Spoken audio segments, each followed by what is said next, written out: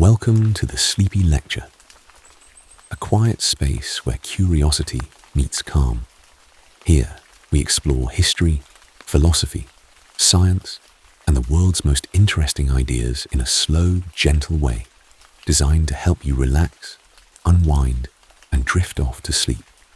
Whether you're here to learn something new or simply let your mind settle after a long day, you're in the right place.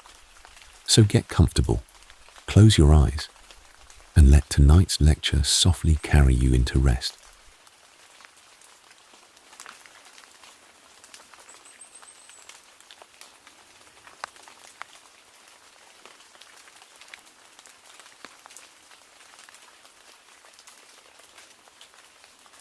Somewhere beneath the ocean, if the oldest story is true, there is a city.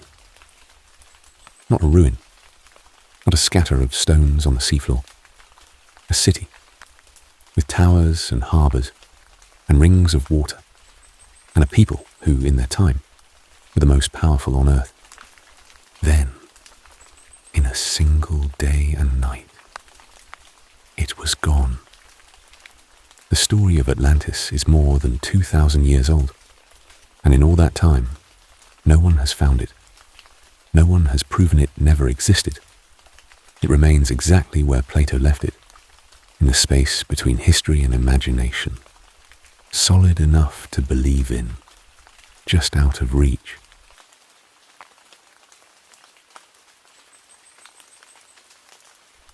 Tonight, we are going to move through that space slowly. The origin of the story, the searches that followed, the places people have looked, and what they found, the theories that still circulate in the quiet corners of archaeology and geology and myth. There is no rush. Let yourself settle. Let your breathing slow. We begin at the beginning.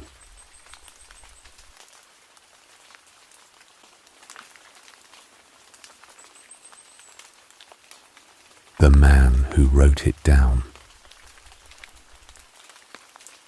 The story of Atlantis comes from one source, not ancient legend, not oral tradition passed through generations of sailors. One man in two dialogues, written around 360 BCE. His name was Plato. He was a philosopher in Athens, one of the most influential thinkers in the history of Western thought. The two dialogues in which Atlantis appears are called Timaeus and Critias. In them, a character named Critias recounts a story he says was told to his ancestor, the Athenian statesman Solon, by Egyptian priests in the city of Sais. The priests, according to Critias, told Solon that 9,000 years before their own time, so roughly 11,500 years before our present day, there existed a great island in the Atlantic Ocean, beyond the Pillars of Hercules. The Pillars of Hercules is the ancient name for the Strait of Gibraltar. Beyond them, to the west, lay the Atlantic.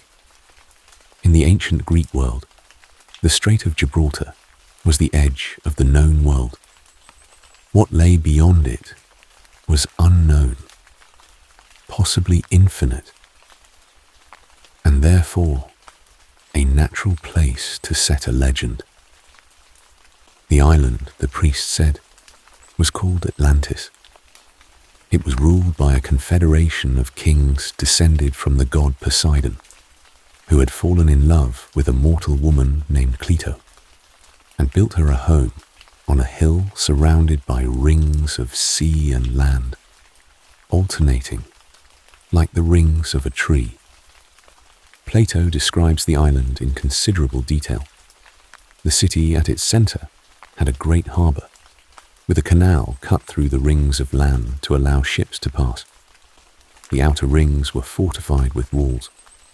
The walls were faced with metals, brass and tin and a substance called orichalcum, which Plato describes as gleaming like fire, and which no one has ever satisfactorily identified. The Atlanteans were, for many generations, noble and wise. They lived simply, despite their great wealth. They were not corrupted by the power they held. Then, slowly, they changed. The divine nature within them, the blood of Poseidon, thinning across generations, grew diluted. Human ambition crept in, greed, pride. They began to build an empire. They conquered much of the Mediterranean. They set their sights on Athens and Egypt. And it was at this point, according to Plato, that the gods looked down and decided the Atlanteans had gone far enough. Zeus gathered the gods in council. He spoke. And then, here Plato's text breaks off. The Critias dialogue ends mid-sentence, as if the manuscript was never finished.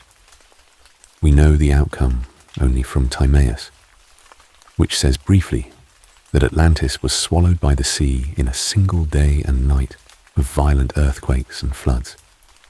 The island sank. The ocean closed over it. And the memory of it faded, preserved only in the records of Egyptian priests who had been watching the world for long enough to remember.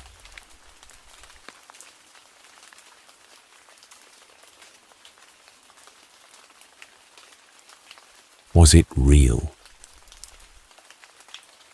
The question every reader of Plato eventually arrives at is the obvious one. Did he mean it literally? Scholars have argued about this for 2,000 years, and the argument has not been resolved. There are two broad positions, each with serious people behind it. The first is that Atlantis was a literary device, a moral fable. Plato used it on this reading the way a novelist uses a fictional nation to make a point about hubris and empire and the fate of civilizations that lose their virtue. The detail is not evidence of truth.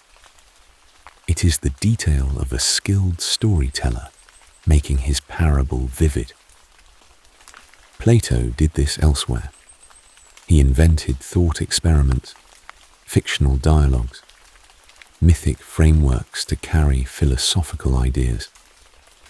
Why should Atlantis be different? The second position is that Plato was working from a real source. The Egyptian priests, the story of Solon, the specific geographic and architectural details. These have the texture of reported fact, not invention.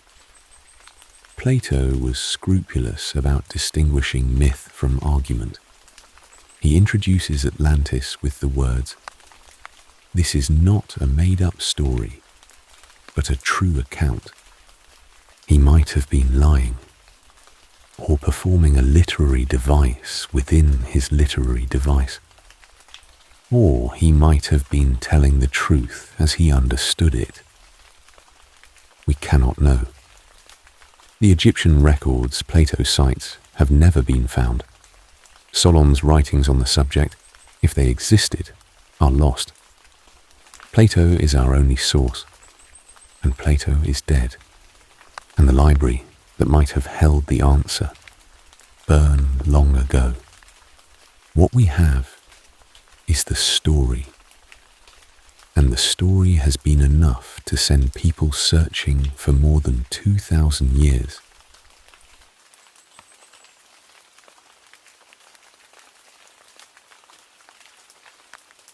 The searches. The searches for Atlantis have taken explorers to some of the most unlikely places on Earth. The first and most obvious candidate was always the Atlantic Ocean itself. The Azores, a group of volcanic islands roughly 900 miles west of Portugal, sit on a mid-ocean ridge, a line of volcanic and seismic activity running down the center of the Atlantic. In the 19th century, several researchers proposed that the Azores were the mountain peaks of sunken Atlantis, protruding above the waterline after the rest of the island sank. The theory was explored seriously for a while. It has the advantage of geography. The Azores are, broadly, in the right part of the ocean, if Plato's account is taken literally.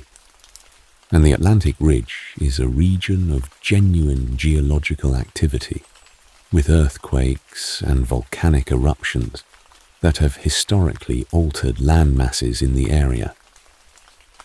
The problem is timescale. The geological processes that shape ocean ridges operate over millions of years, not thousands. The kind of sudden, catastrophic subsidence that would send an island the size of a continent to the bottom of the Atlantic is not consistent with what we understand of how oceanic geology works. The seafloor in the mid-Atlantic has been mapped in detail, and there is no evidence of a recently sunken landmass. If Atlantis sank in the Atlantic, it either sank far longer ago than Plato says, or it was much smaller than Plato describes, or it did not sink in the Atlantic at all. A second candidate emerged in the 20th century, and it is the one that many mainstream researchers consider most credible. The island of Santorini in the Aegean Sea experienced one of the largest volcanic eruptions in human history around 1600 BCE. The eruption was catastrophic. It destroyed most of the island, collapsed its volcanic cone into the sea, and sent a tsunami across the eastern Mediterranean. The Minoan civilization, the dominant culture of the Aegean at the time, based on the nearby island of Crete, went into sharp decline in the decades following the eruption. The Minoan civilization was, by the standards of its time, extraordinarily advanced. They built multi-story palaces with running water and sophisticated drainage systems. They traded across the Mediterranean. Their art was vibrant and naturalistic in a way that was quite different from the rigid formality of Egyptian or Mesopotamian art. They were, in the view of many archaeologists, a genuinely remarkable people, and they declined rapidly, following a volcanic catastrophe that destroyed an island and sent walls of water across their world. The parallels with Atlantis are suggestive. A sophisticated maritime culture, a catastrophic event, a sudden end. The timeline does not quite fit. The Santorini eruption was roughly 900 years before Plato, not 9,000. Some researchers have proposed that the Egyptian priests, or Solon, or Plato himself, made an error in transcription, confusing the Egyptian symbol for 100 with the symbol for 1,000. If you divide Plato's 9,000 years by 10, you get 900, which lines up remarkably well with the Santorini eruption. This is speculative. It requires a transcription error of a very specific kind, but it is not impossible. The Santorini hypothesis is the one that comes closest to linking the Atlantis story to a documented historical event. It does not prove that Plato was writing history, but it suggests there may have been a real catastrophe at the back of the story, filtered through centuries of retelling before it reached the Egyptian priests who told it to Solon. Other searches have gone further afield. The coast of Cuba, the Bahama Banks, the coast of Spain near Cadiz, Antarctica, in the most dramatic version of the theory, which holds that an ice-free Antarctica was home to an advanced civilization before a catastrophic pole shift covered it in ice. The Yucatan Peninsula, the coast of Morocco, Ireland. Each location has its advocates. Each has its problems. None has produced evidence that a majority of researchers would consider convincing. The searches continue.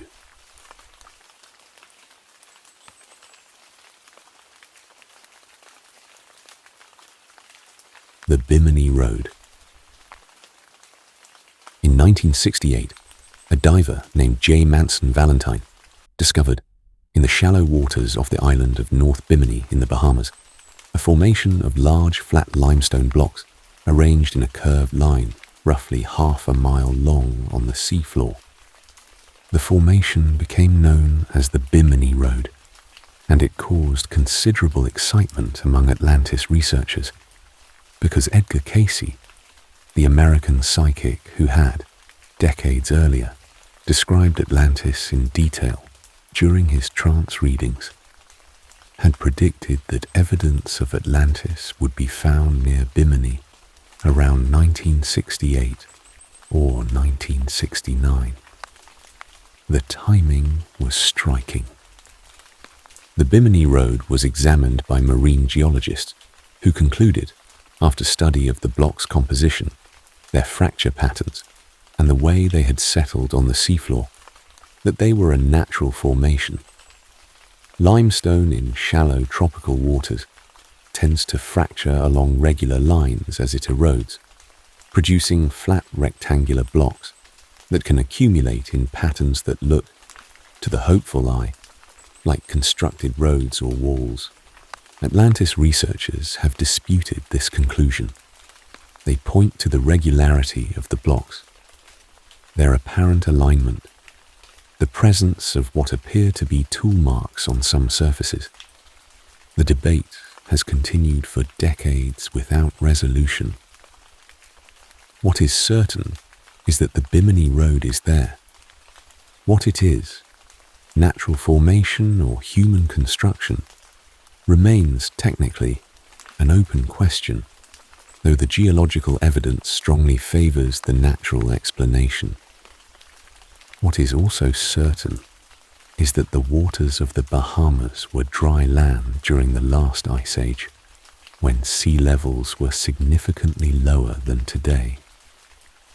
If there were human settlements on the Bahama banks during that period, and there may well have been, since people were living across the Americas by at least 15,000 years ago, those settlements would now be underwater. This is not Atlantis exactly, but it is a reminder that the ocean has swallowed a great deal of human history. Coastlines that were inhabited 10 or 15,000 years ago are now under 30 or 40 meters of water. Whatever those people built, whatever they knew, is largely inaccessible. The ocean has its own version of Atlantis, not a mythic civilization of divine kings, just the ordinary human past, submerged by the slow rise of the sea at the end of the last ice age, waiting in the dark for us to develop the tools to find it.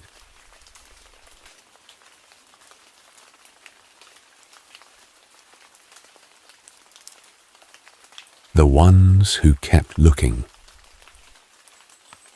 The search for Atlantis has attracted, over the centuries, some remarkable people. Ignatius Donnelly was an American politician, a congressman from Minnesota, who published a book in 1882 called Atlantis, The Antediluvian World. It was a serious work in its way. Donnelly gathered evidence from mythology, geology, botany, and linguistics to argue that Atlantis had been real, that it had sat in the middle of the Atlantic, and that it had been the common origin of the civilizations on both sides of the ocean. He noted that ancient peoples on either side of the Atlantic shared certain myths, flood stories, creation narratives, solar worship, and argued that this could only be explained by a shared point of origin. Modern anthropologists would offer different explanations. Flood myths, for instance, appear in nearly every human culture, not because they all descend from a common drowned ancestor, but because floods are a universal human experience, and the mind naturally reaches for similar narratives to contain them.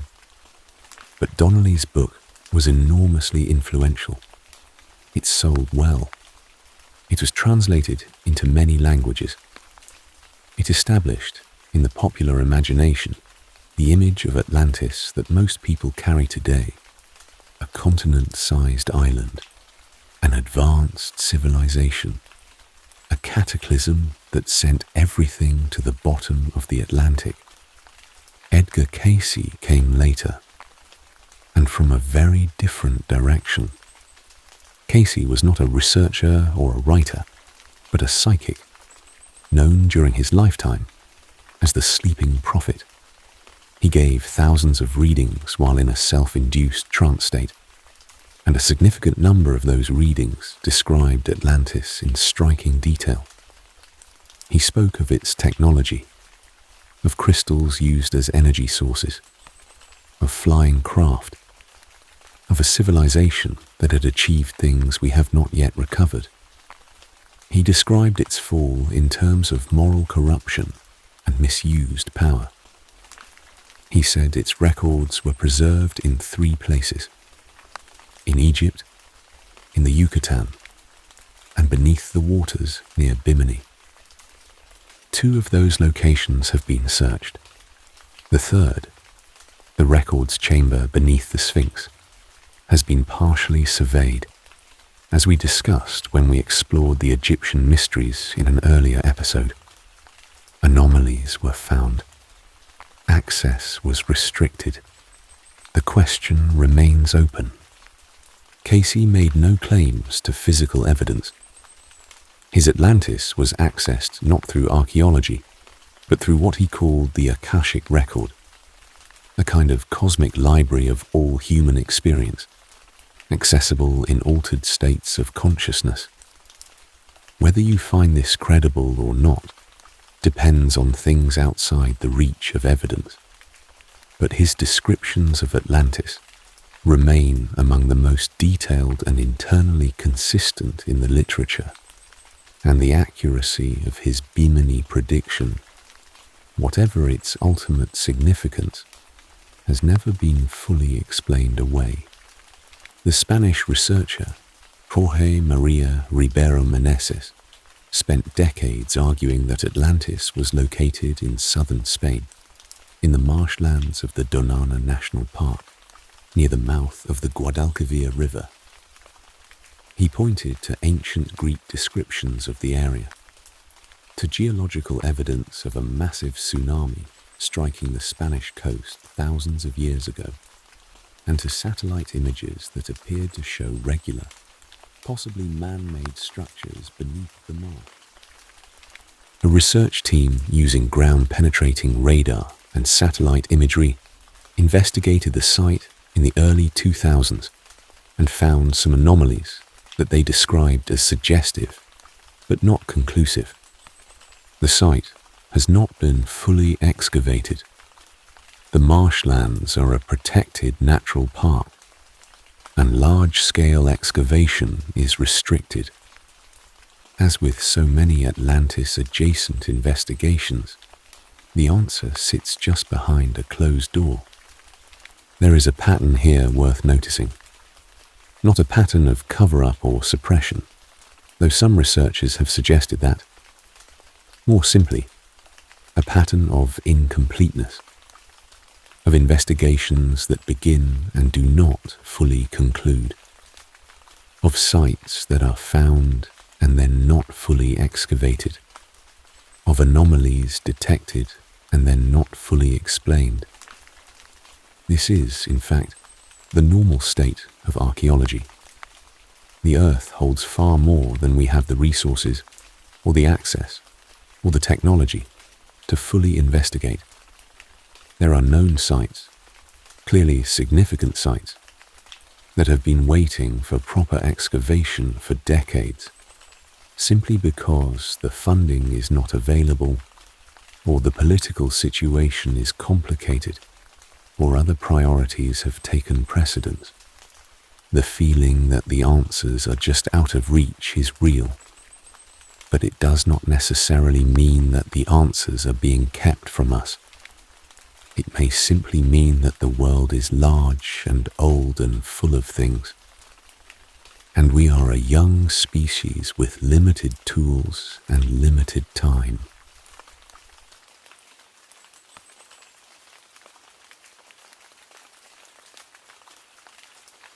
What we want it to mean. There is a reason the story of Atlantis will not go away. It is not simply that people enjoy a mystery, though they do. It is not simply that the ocean is full of secrets, though it is. It is something deeper than either of those things. The story of Atlantis tells us that human greatness is not permanent, that a civilization can reach a peak, can build something extraordinary, can become something worth admiring, and then lose it, can be swallowed by the sea, or by its own pride, or by the slow erosion of whatever made it great to begin with. This is not a comfortable idea, but it is one we return to, again and again, in every culture and every age. We build, we reach, and then, at some point, the thing we built becomes a memory, and then a legend, and then a name that no one can quite locate. There have been real Atlantises, not the literal island of Plato's story, but civilizations that were real and powerful, and then gone. The Minoans, the Bronze Age cities of the Eastern Mediterranean, the libraries of Alexandria, the empires of Mali and the Indus Valley, and the Maya, each of which built things that astonished their contemporaries and are still not fully understood today. Each of them ended, not always violently, sometimes slowly, sometimes by choice, sometimes by the accumulation of pressures that no individual decision could have prevented. Each of them left behind questions. Atlantis is the shape those questions take when we give them a single name, a place to hold the idea that the past was richer than we know, that things were built and lost that we have not yet found, that the story of humanity is not a straight line upward, but something more complicated, a series of risings and fallings, of discoveries and losses, of civilizations that reached and then, for reasons we are still trying to understand, let go.